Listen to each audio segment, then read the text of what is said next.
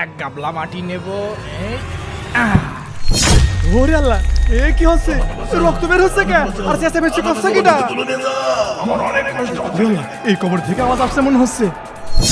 আমি স্বপ্ন দেখছি নাকি? ওরে আল্লাহ, এ তো রক্ত। এ তো স্বপ্ন না, এটা সত্যি সত্যি দেখছি। তাড়াতাড়ি আমি জান বাঁচাই, এখান থেকে পলাই।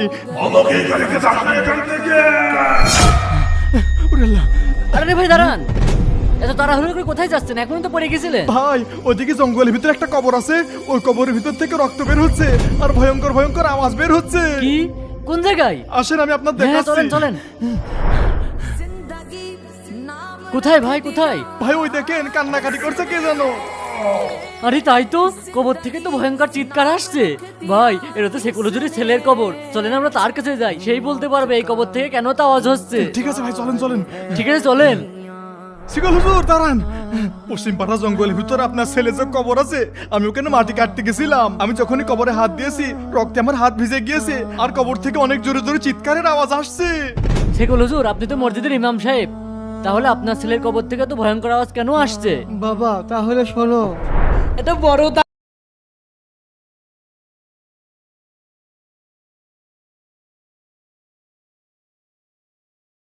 মেলা দামি হবে নি, ডাইনাকের মারিছি এর ভিতরে মেলা টাকা রয়েছে। আরে মিশন, আব্বা, তুই আজকেও চুরি করে আসলি? হ্যাঁ চুরি করেছি। তোর না বলেছি তুই এইসব কাজ ছেড়ে দে, হালাল পথে রোজগার কর। আমি তো এই এলাকার মসজিদের ইমাম, মানুষ যদি জানতে পারে তাহলে তো আমার মান সম্মান কিছুই থাকবে না। জেনে 3000 টাকার বেতন পাও, তাই এবার আমি ইমাম। তোমার 3000 টাকায় তো আমার পকেট খরচই হয় না। তারপরেও বাবা, চুরি করা তো মহাপাপ। এই যাও তো এখন, জ্ঞান দিয়ে না।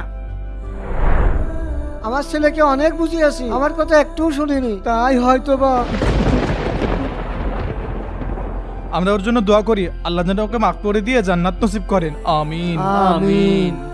এই সুন্দর ভিডিওতে 20,000 লাইক করবে এবং তোমরা অবশ্যই কমেন্টে আমিন লিখবে।